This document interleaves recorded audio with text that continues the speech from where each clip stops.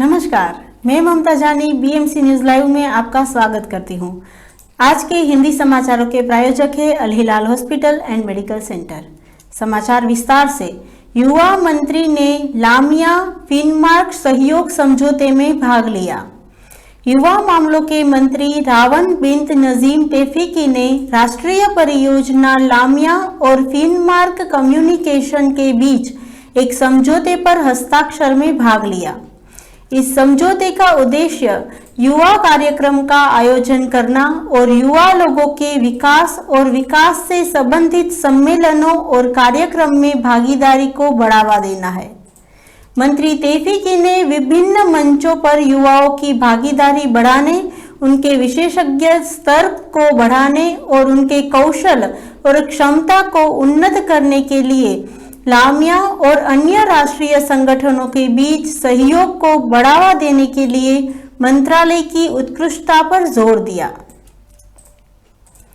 IPL 2024 में कोहली धमाकेदार अंदाज में रन बना रहे हैं।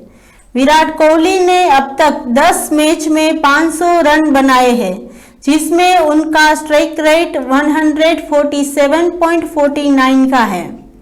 T20 वर्ल्ड कप में विराट कोहली को किस बल्लेबाजी क्रम पर बल्लेबाजी करना चाहिए, इस सवाल को लेकर भारत के पूर्व दिग्गज वीरेंद्र सहवाग ने रिएक्ट किया है।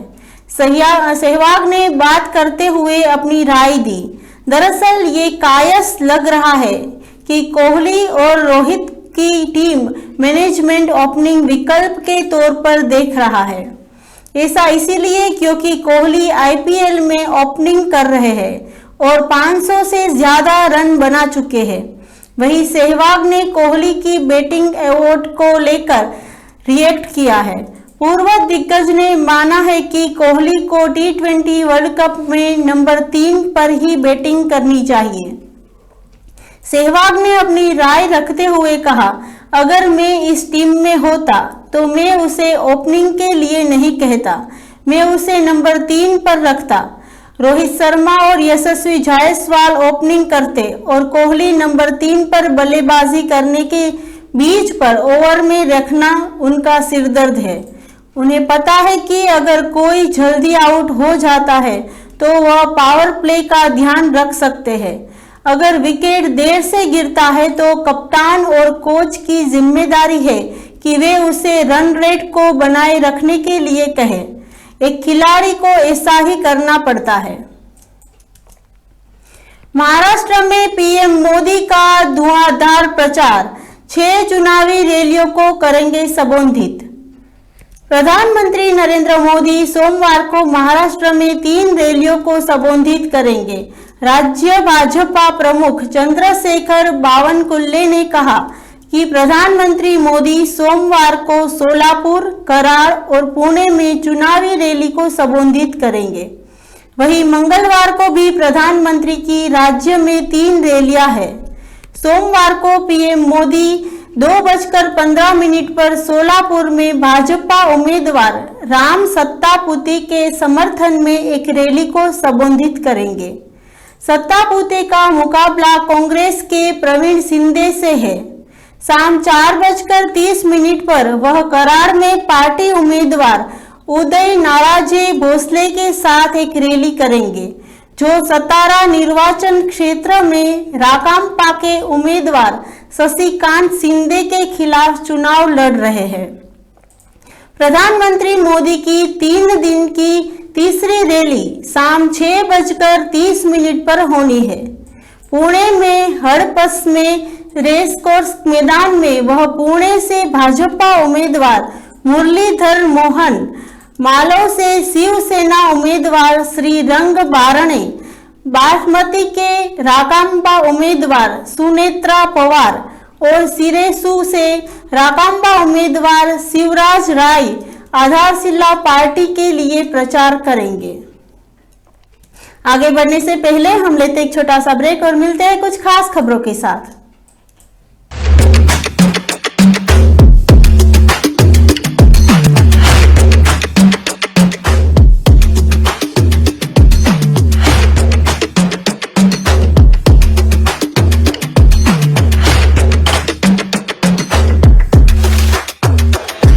All your favorite products under one roof in Bahrain from our 14 branches at 27-year-old Megamart and Macromart. Bakery,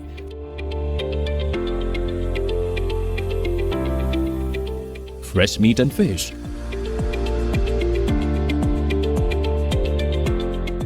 fruits and vegetables,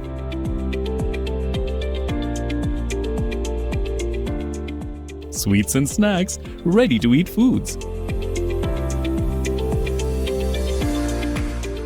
dairy products, grocery or consumer goods. To have a wonderful shopping experience, please visit your nearest Megamart Macromart branch.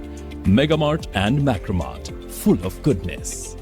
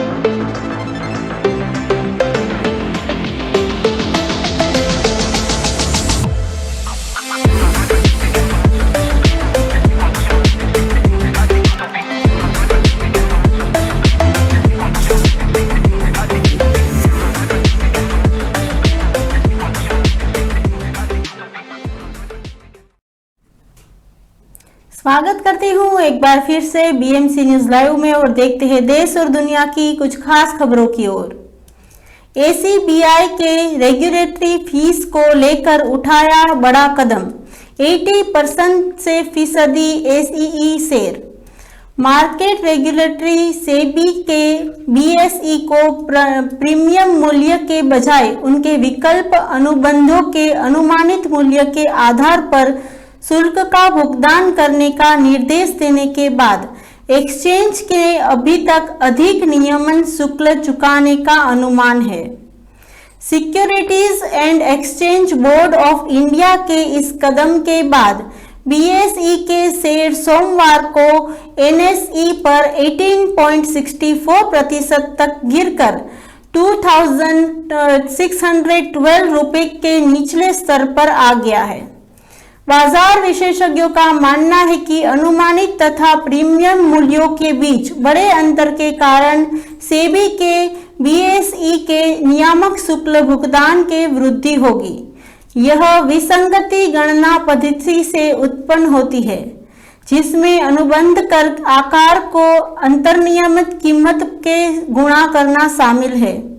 सूचना में यह कहा गया है कि exchange को शेष राशि पर 15% प्रति वर्ष ब्याज के साथ पिछले अवधि के लिए डायरेक्टरी रेगुलेटरी फीस का भुगतान करने को कहा गया है।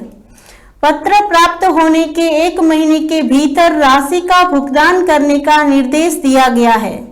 सेबी के पत्र में उल्लेख किया गया है कि डेरिवेटरी अनुबंध की शुरुआत के बाद बीएसई अनुमानित मूल्य के बयान विकल्प अनुबंध के लिए प्रीमियम मूल्य पर विचार करते हुए नियामक को वार्षिक कारोबारी पर नियामक शुल्क का भुगतान कर रहा है। भीषण गर्मी और लू के बीच होगा अगले चरणों का मतदान। इस राज्यों के लिए जारी किया गया है रेड अलर्ट। देश में लोकसभा चुनाव के 2 चरणों की वोटिंग हो चुकी है। अब बाकी बचे चरणों में मतदान के लिए हर पार्टी वोटर्स को खूब लुभाने के लगी है। अप्रैल का महीना खत्म होने जा रहा है। ऐसे में देश का पारा भी बढ़ने लगा है। अब देश में चुनाव के दौरान लू लगने का डर सताने लगा है। दरअसल अगले 2 चरणों में मतदान वाले कई निर्वाचन क्षेत्रों में तापमान 40 डिग्री सेल्सियस से अधिक रहेगा। अगले 2 चरणों में जिन 191 सीटों पर मतदान होगा उसमें से 186 सीटों पर तापमान 35 डिग्री सेल्सियस से अधिक रहेगा। भारतीय मौसम विज्ञान के सीनियर साइंटिस्ट डॉक्टर सोमा ने कहा कि इस सीरीज में लू दूसरे सालों के मुकाबले ज्यादा रिकॉर्ड किया जा रहा है। हमने गंगा के तटवर्ती बंगाल के लिए 2 मई तक 4 दिन का अलर्ट रखा है। हमने ओडिशा के लिए 3 दिन का रेड अलर्ट जारी किया है और बिहार के लिए भी हमने 3 दिन का रेड अलर्ट जारी किया है, जबकि कर्नाटका के लिए हमने ऑरेंज अलर्ट जारी किया है। योगी सरकार ने आवारा पशुओं के रखरखाव के लिए जारी किए 16,06,664 लाख रुपए की धनराशि। उत्तर प्रदेश सरकार ने चालू वित्त वर्ष के दौरान आवारा पशुओं के रखरखाव के लिए आवश्यक धनराशि की पहली किस्त जारी करने के लिए वित्तीय मंजूरी दे दी है। अधिकारियों के अनुसार सरकार ने रविवार शाम को एक जियो जारी किया, जिसमें इस शर्त के साथ वित्तीय मंजूरी दी गई कि धनराशि का उपयोग विशेष रूप से आवारा मवेशियों के रखरखाव के लिए किया जाएगा। साथ ही इस दौरान चुनाव आयोग के आदर्श आचार संहिता का अनुपालन किया जाएगा। अधिकारी ने कहा कि सरकार ने जियो के माध्यम से गौ संरक्षण केंद्र के निर्माण और आवारा मवेशियों के लिए चारे का व्यवस्था खर्च करने के लिए 16,06,664 लाख रुपए की राशि को मंजूरी दी है। उन्होंने कहा कि यह राशि उस धनराशि की पहली किस्त है जिसका प्रावधान वर्ष 2024-25 के बजट में पहले से ही किया जा चुका है। राज्य भर में 7,000 से अधिक गौ संरक्षण केंद्रों में लगभग 15 लाख आवारा मवेशी है। सरकार केवल चारों पर प्रतिदिन प्रति पशु 50 रुपये खर्च कर रही है। इसी के साथ आज के समाचार यही समाप्त होते हैं। मैं ममता आपसे विदा लेती हूँ। सब स्वस्थ रहिए, मस्त रहिए और बीएमसी न्यूज लाइव के साथ आप सबको शुभ रात्रि, सब्बा खैर।